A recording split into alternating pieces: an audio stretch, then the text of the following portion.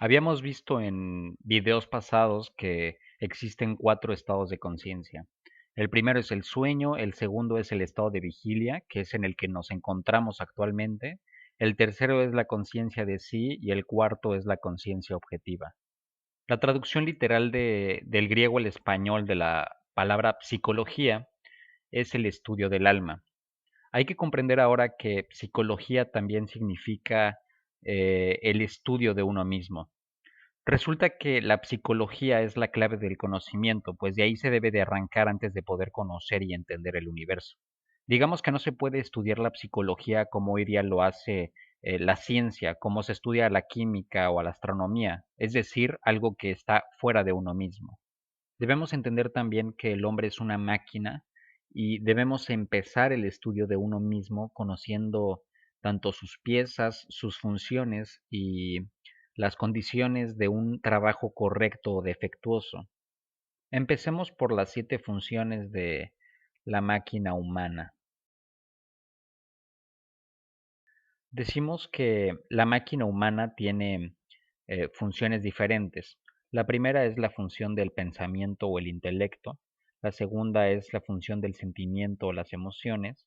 La tercera es la función instintiva y tiene que ver con todo el trabajo interno del organismo.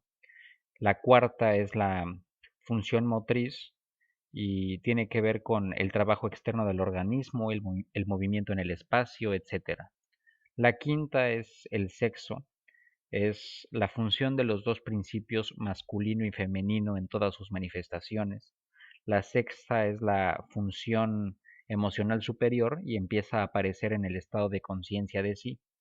Y la séptima es la función intelectual superior y aparece en el estado de conciencia objetiva. Lo que podemos decir de estas dos últimas es que no podemos estudiarlas porque no nos hallamos en estos estados de conciencia. Conocemos su existencia de un modo indirecto por aquellos que la han experimentado. Lo que nosotros a veces escuchamos como el concepto de samadhi o estado de éxtasis o iluminación o también conciencia cósmica puede referir tanto a un estado de conciencia de sí o al estado de conciencia objetiva. Digamos que el comienzo de un estudio de sí debe empezar con la suficiente comprensión de las primeras cuatro funciones, tanto la intelectual, la emocional, la instintiva y la motriz. La quinta, o sea, la función sexual, digamos que está condicionada por las cuatro primeras, contrario a lo que algunas teorías psicológicas dicen, muchas veces eh, derivadas de Freud. Lo único que podemos aclarar sobre la función sexual es lo siguiente. Decimos, toda irregularidad o anomalía seria en la función sexual hace imposible el desarrollo de uno mismo y el estudio de uno mismo. Bueno, lo que entendemos por función intelectual es la percepción de impresiones, la formación de representaciones y conceptos, el raciocinio, la comparación, la afirmación, la negación, la formación de palabras y la imaginación. Bien, ahora lo que entendemos por función emocional es la alegría, la pena, el miedo, la sorpresa, la ira, los celos, la tristeza, etcétera. Digamos que a veces creemos comprender la diferencia entre la función emocional y la función intelectual. Muchas veces una función va a evocar a la otra.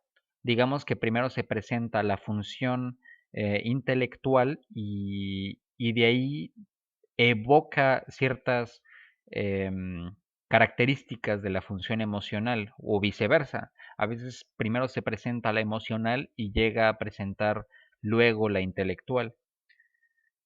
Muchas veces no podemos discernir o comparar sus diferencias. Por eso es muy importante identificarlas desde el principio.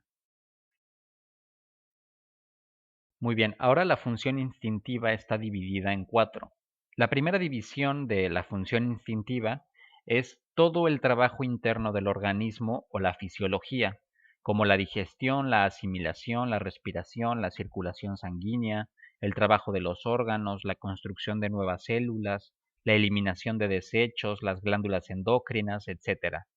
La segunda división de la función instintiva tiene que ver con los 5 sentidos, o sea, la vista, el oído, el olfato, el gusto, el tacto, junto con todas sus derivaciones, digamos la sensación de atracción gravitacional, la temperatura, la sequedad o todas aquellas sensaciones que son indiferentes o las sensaciones que no son ni agradables ni desagradables.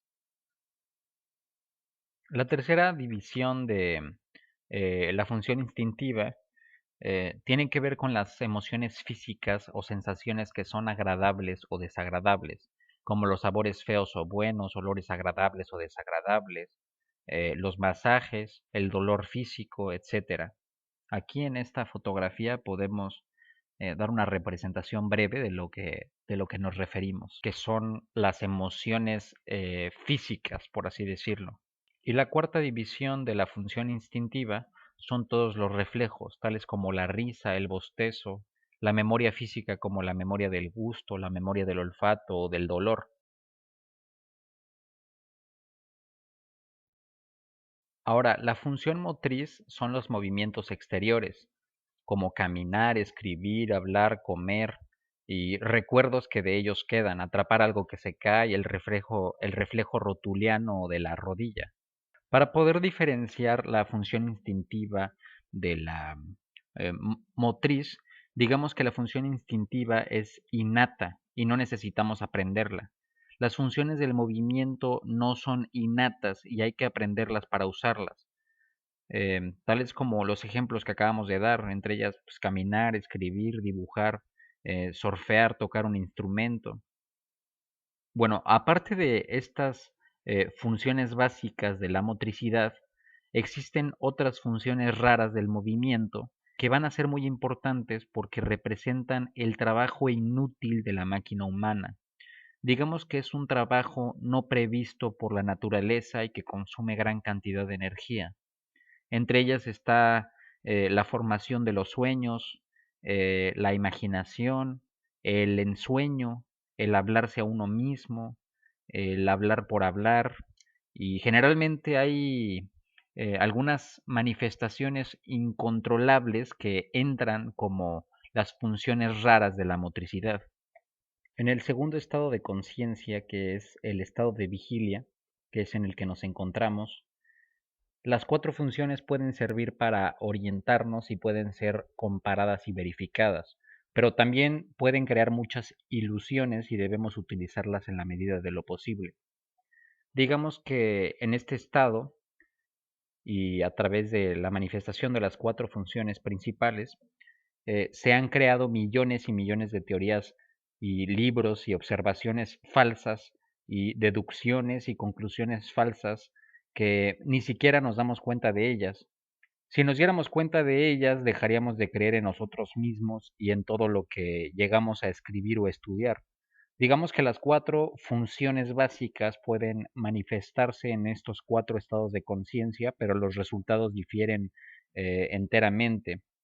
Todo lo percibido con nuestras funciones va a cambiar al encontrarnos en el primer estado de conciencia, o sea, en los sueños, y también va a cambiar si nos encontramos en el segundo y van a cambiar en el tercero y en el cuarto estado de conciencia. Y pues todo esto da la prueba de que aquello que observamos en la conciencia de vigilia no lo es todo. La tridimensionalidad del espacio no es todo. Hay diferencias en las funciones en el momento en que nos encontramos en estos estados de conciencia. Una vez dicho esto, podemos pasar a esta nota, donde decimos que las funciones pueden existir sin la conciencia y la conciencia puede existir sin las funciones. Una vez que hemos entendido bien las diferencias y matices entre estas cuatro funciones en los primeros dos estados de conciencia, podemos empezar a observarlas en uno mismo mientras se están realizando y así podemos empezar a encontrar destellos de conciencia de sí. Bueno, por otro lado, ya hemos dicho que la conciencia de vigilia debería llamarse sueño despierto o conciencia relativa, porque cuando despertamos en la mañana el sueño no desaparece. El sueño va a continuar con todos sus sueños e impresiones y terminamos agregando una actitud crítica y algunos pensamientos más coordinados y acciones más disciplinadas. Los sueños, en el momento en que nos despertamos, se tornan invisibles por las constantes impresiones de los cinco sentidos, también por los deseos que tenemos y los sentimientos de no contradicción o de imposibilidad que no aparecen en los sueños, como el hecho de que un objeto en vez de que caiga flote o si abres la puerta del jardín se abre el espacio a un paraíso, cosa que no sucede en el estado de vigilia. Los sueños en el estado de vigilia muchas veces tienen una fuerte influencia en nuestros pensamientos, sentimientos y acciones, de tal manera que llegan a superar las percepciones reales del momento. Hay muchos libros que se han escrito de psicología donde no se percatan de esto y lo llaman incorrectamente el subconsciente. No son más que sueños que tienen un predominio en las percepciones del estado de vigilia. Por otro lado, la enseñanza de los evangelios exige el despertar, pero no dice cómo hacerlo.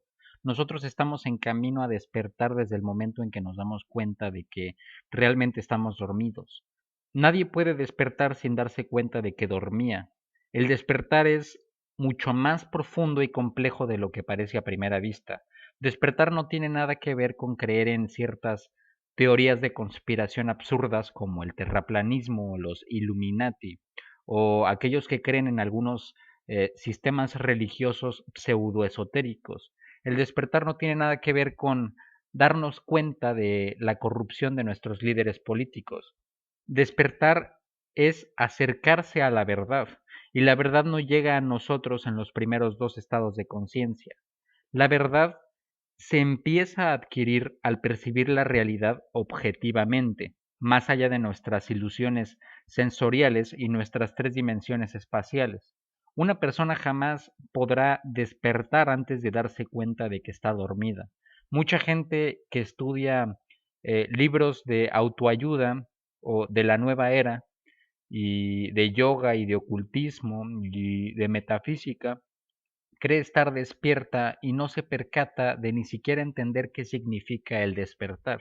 Nosotros tenemos claro que a través de los sueños no podemos conocer la verdad porque los sueños se mezclan con los sentimientos reales de tal manera que no somos capaces de diferenciarlos.